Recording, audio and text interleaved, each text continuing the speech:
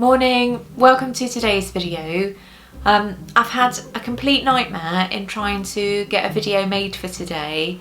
I have been working on a tutorial for about a day and a half, nearly 2 days, and it's just one of those occasions that, you know, if anything could go wrong, everything would go wrong. So when I was trying to film myself making the model, it was all out of frame. So I had to do that again. Then the audio wouldn't work because the microphone wasn't plugged in, so I had to do that again. Various problems throughout editing, so I've just binned the whole project. I don't even want to look at it again. I don't want to think about it again. So it's now Friday morning. I've no idea what I'm going to make for today.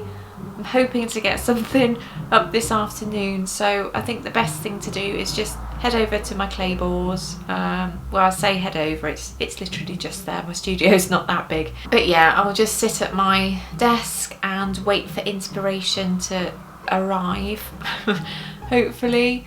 I'm thinking maybe some badges, you know, something nice and easy, fairly quick for today, and something I don't have to fret about for hours. So yeah, wish me luck.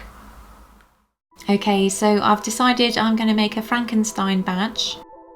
So I'm just mixing some khaki coloured clay here and fashioning into a very basic face shape, like so.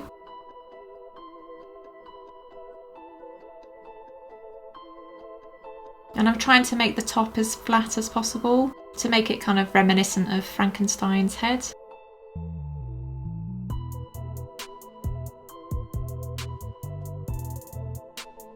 And I'm just checking that the badge fastening will fit on the back, and it looks fine.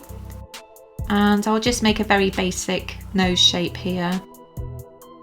I'm really trying to keep the design as simple as possible, so I'll use my ball tool here. It's a medium sized to create some eye sockets. You can put your eyes on without doing any sockets. It's just, I kind of prefer to do it so I know where the eyes are going to go. And with my needle tool, I'm going to create indentation for where his thunderbolt kind of wound goes on his forehead. And I'll add some basic ears on, like so. And you'll need to press fairly firmly to ensure that they attach.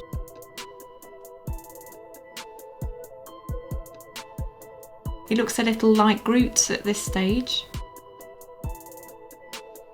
And with some tiny pieces of white clay, I'll add some eyeballs and a couple of pupils. You can of course add different coloured eyes if you want to. Perhaps you want to go for a more zombie look and go for some light coloured pupils. And I'll just insert some red clay here into his wound and just take the end off with my scalpel here. And of course he needs some stitches added, so it's just a case of adding some tiny pieces of clay. Again, you can choose whatever colour you like. I'm using black here. And I'm just moving on to his hair now. As with all my videos, I need to offer my apologies on any background noise that you might hear on this video. My studio's on quite a busy road, so it picks up a lot of background noise. I will try and muffle out as much noise as I can in editing, but it's never a perfect science, unfortunately. So yeah, just apologies about that.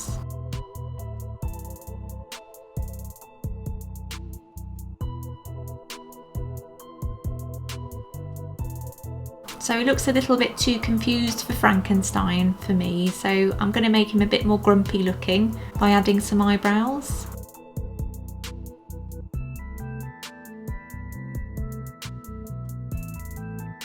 And yeah, that works a lot better, I think. Yeah, he certainly is the visual representation of how I felt after losing my video this morning. So yeah, I was doing lots of faces like that. Okay, so now Frank is done, I'm going to make him a little pumpkin buddy, or a jack-o'-lantern buddy. So I'm mixing up some orange clay myself. I've just got quite a lot of old clay here, so bits of yellow, red and orange. which will reveal quite a nice orange colour to work with. And I'm making that into a kind of circle shape. And before you move on, you'll just need to ensure that your fastening will fit on the reverse okay. And with my needle tool, I'm going to make some indentations to make it more reminiscent of a pumpkin. So it's just a little bit fiddly, but always worthwhile. And you might need to do this a few times to get something that you're happy with, so it's nice and neat. It doesn't have to be too perfect though. Okay, so now I have a shape I'm happy with. I'm going to make a nasal cavity just with a black triangle piece of clay. And again with my ball tool, I'll just create some eye sockets. And to make things nice and easy, I'm going to create just a very basic mouth shape with some black clay here. There's various ways to make mouths, to be honest, but this is probably one of the easier. And for his eyes, I'll just add in some black clay balls. And you can leave him like this if you want, actually. It looks fine like this. But if you wanted to, you can squeeze the clay down further so they resemble more like eye sockets themselves, just with my ball tool.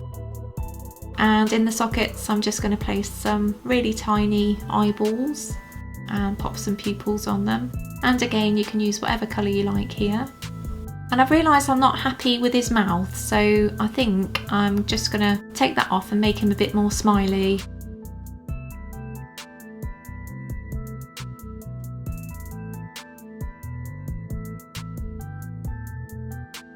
And if you wanted to, you could give him some eyebrows as well, like so. But I think I prefer him without. But what I'm going to do, just to up the cute factor, is to pop on some little pink cheeks, because I think they work quite well. The pink really clashes with the orange, which is nice. And you could do this on Frankenstein as well.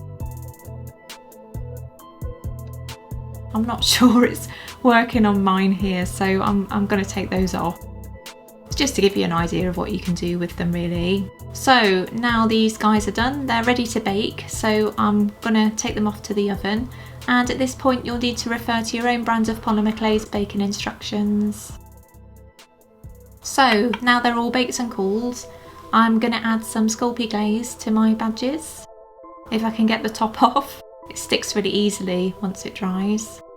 And I'm just going to add some glaze here and there on Frankenstein. He doesn't need an awful lot, but I think it might be nice for his hair and his wounds.